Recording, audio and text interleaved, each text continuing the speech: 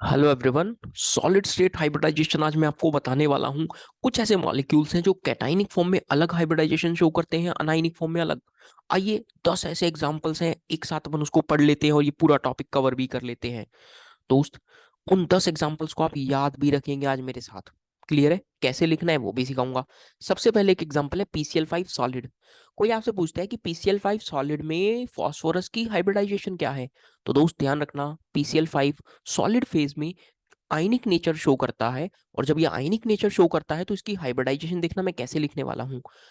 आप PCl5 में से एक पहले क्लोरीन हटाकर कैटायन बना दो। क्लोरीन हटाकर कैटायन बना दिया तो PCl4 प्लस लिख दिया। अब एक क्लोरीन दे दो तो अनाइनिक फॉर्म बना दीजिए, PCl6 माइनस। यानी PCl5 solid exist as PCl4 plus and PCl6 minus. कैसे चेक किया? सोचकर देखना, इसके दो मॉलिक्यूल होते तो दो फास्फोरस होते 10 क्लोरीन।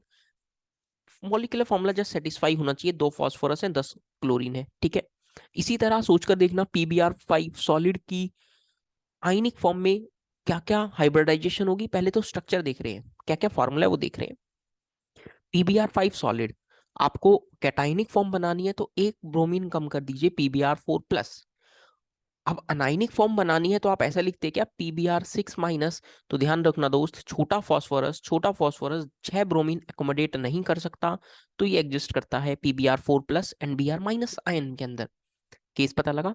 ठीक इसी तरह Pi5 सॉलिड की मैं बात करूं तो आप ऐसा सोच पा रहे होंगे क्या, Pi4 plus and Pi6 minus. जब फॉस्फोरस ब्रोमीन को ही एकोमोडेट नहीं कर पा रहा तो आयोडीन को कहां से करेगा, तो it will exist as Pi5 solid exist as Pi4 plus and I minus. तीन बातें पता लगी।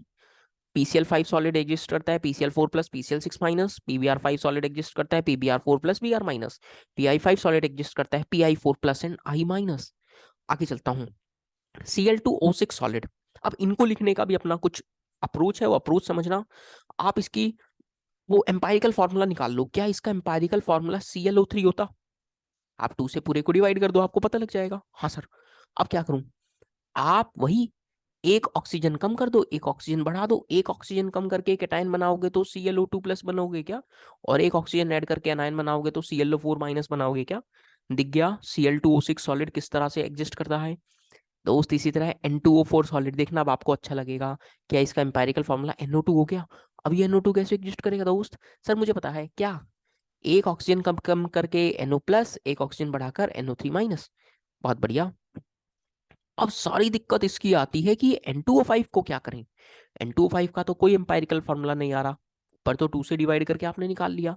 तो एक काम करो, N2O5 यदि मैं बात करूं तो ये कुछ ऐसा है क्या, देखना ध्यान से।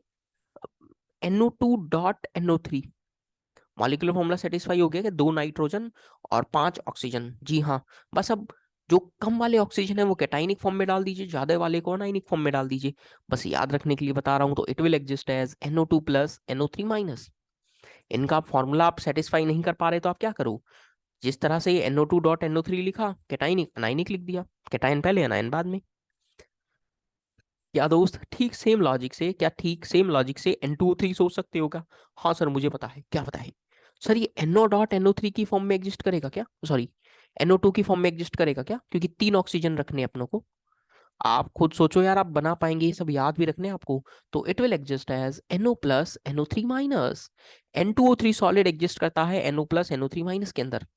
अगला शानदार दोस्त, बहुत शानदार एग्जांपल, I2Cl6 लिक्विड फेज में लाया हूं दोस्त। लिक्विड फेज में I2Cl6 सॉलिड फेज में कोवलेंट नेचर शो करता है और लिक्विड फेज में आयनिक नेचर शो करता है। सर मुझे पता है कैसे लिखना है। क्या इसको 2 से डिवाइड करके ICl3 लिखोगे, और जब ICl3 लिखोगे तो एक क्लोरीन कम करोगे तो ICl2 प्लस, और एक क्लोरीन बढ़ाओगे तो ICl4 माइनस। देखा, ये लिक्विड फेज में है। XCF6 सॉलिड करो।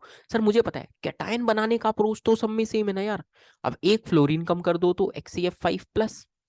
अब यहाँ पे अनायन के बारे में सोचूं तो XCF6 माइनस माइंड में आता है, एक फ्लोरीन बढ़ाकर XCF6 माइनस। जबकि ये XCF6 माइनस की फॉर्म में ना एग्जिस्ट करते हुए ये एग्जिस्ट करता है XCF5 plus and F minus. Formula देखो सेटिस्फाई हो रहा है, एक जिनन है और 6 फ्लोरीन हो गई। जिस तरह से ये यूज हो रही है प्लीज इनको जरूर याद रखते हुए चलना। And last example I2 liquid दोस्त। I2 सॉलिड मॉलिक्यूलर सॉलिड है और I2 लिक्विड आयनिक नेचर शो करता है। और ये आयनिक नेचर भी किस तरह से दिखना, I3+ और I3 माइनस की फॉर्म में एग्जिस्ट करता है दोस्त। क्या ये 10 एग्जाम्पल्स आप अपने कब्जे में कर लेंगे यार दोस्त? महा इंपॉर्टेंट एग्जाम्पल्स है, जरूर ध्यान रखना। क्वेश्चन कैसे आता है, जैसे क्वेश्चन है आपके सामने, क्वेश्चन करते हैं आइए। क्या क्वेश्चन है? Cl2O6 का कैटाइनिक पार्ट का हाइब्रिडाइजेशन बताओ। देखो क्वेश्चन कैसे एम्फसाइज कर रहा है कि Cl2O6 सॉलिड का कैटाइनिक पार्ट क्या है। अब अपनों को तो पता है ना यार, इसको आप डिवाइड कर देंगे दो से तो ClO3 बनता है क्या। और ये ClO3 का फॉर्मूला कैसा लिखना मैंने बताया था सर, ClO2+ एंड ClO4-। हाँ सर ये तो आसान है। अब वो पूछ क्या रहा है, सिंपली ClO2+ की हाइब्रिडाइजेशन पूछ रहा है। अरे सर अब ये कैसे निकालूं दोस्त, मैं आपको बता देता हूँ। एक इनऑर्गेनिक का खजाना नाम से वीडियो है, IIT जेईई नीट वाले बच्चों के लिए आधे घंटे का वीडियो है, 32 मिनट्स का वीडियो। आप इस केमिकल बॉन्डिंग इनऑर्गेनिक का खजाना वाला वीडियो जरूर देख लेना। वीडियो के डिस्क्रिप्शन में मैंने लिंक गिवन है। आप इसको कर लेंगे तो आप ऑटोमेटिकली वो सारे स्ट्रक्चर बनाने सीख जाएंगे दोस्त। आप वो ऑटोमेटिकली सारे स्ट्रक्चर बनाने सीख जाएंगे। फिलहाल के लिए मैं बता देता हूँ, क्लोरीन के वैलेंस शेल में 7 इलेक्ट्रॉन, प्लस का मतलब 6 हो गए। दो तो ऑक्सीजन कनेक्ट कर दीजिए, दो ऑक्सीजन कनेक्ट कर दीजिए, इस पे प्लस चार्ज डालिए। 1 2 3 4 5 6। क्या मैं यहाँ पर क्या मैं यहाँ पर कहूंगा 2 सिग्मा बॉन्ड, एक लोन पेयर, 3 है तो ये sp2 हो जाएगा क्या यार? केस पता लगा क्या? 3 है तो ये sp2 हो जाएगा। अब देखना, इसी तरह अगला क्वेश्चन क्या है, PCl5 सॉलिड का अनाइनिक पार्ट क्या है। PCl5 सॉलिड का अनाइनिक पार्ट क्या अपनों को पता है? PCl5 सॉलिड ऐसे एग्जिस्ट करता है, PCl4 एंड PCl6-। और इसके अनाइनिक पार्ट का हाइब्रिडाइजेशन पूछ रहा है क्या, 6 सिग्मा बॉन्ड बना रहा है तो sp3d2 हो जाएगा। कैसे मैंने फटाक से बनाया, वो इनऑर्गेनिक का खजाना से आप इसको कंप्लीट कर लेना दोस्त, आपको मजा आ जाएगा। तो उम्मीद कर रहा हूँ ये सारी बातें आपने अपने कब्जे में कर ली होंगी और ये सारे नोट्स बना भी लिए होंगे। इंपॉर्टेंट सेगमेंट था सॉलिड स्टेट हाइब्रिडाइजेशन, बहुत बढ़िया से मैंने आपको सिखा दिया। जरूर सीखें, और ऐसी बहुत सारी मजेदार वीडियोस आपको इनऑर्गेनिक में चाहिए या केमिस्ट्री में चाहिए तो दिस इज अनिरुद्ध वालिया। आप अनिरुद्ध वालिया केमिस्ट्री को सब्सक्राइब कर सकते हैं। मिलते हैं अगले सेशन में।